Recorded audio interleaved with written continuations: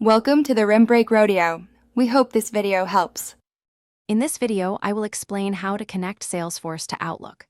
We will begin by exploring the significant advantages of integrating these two powerful platforms, enhancing your productivity and streamlining workflows.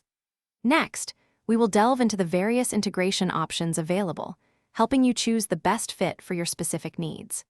Finally, we will cover the essential preparatory steps for both your Salesforce and Outlook environments, ensuring a smooth and successful connection process.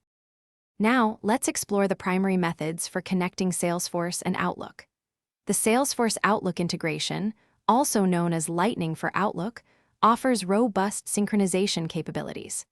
For those seeking advanced functionalities, Salesforce Inbox provides additional features like email tracking and scheduling, often available as a premium offering. Understanding these distinctions is crucial for selecting the integration that best aligns with your team's operational requirements and budget.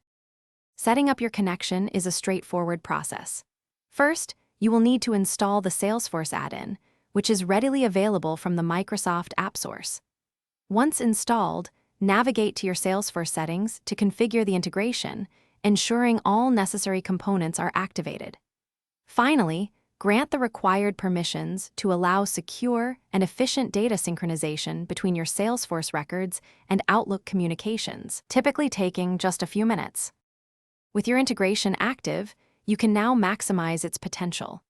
Enjoy seamless synchronization of emails, calendar events, and contacts, ensuring all your critical information is consistent across both platforms.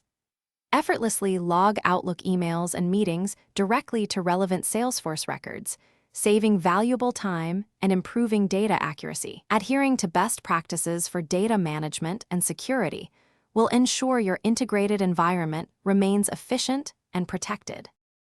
Thanks for watching. Consider subscribing if we helped you.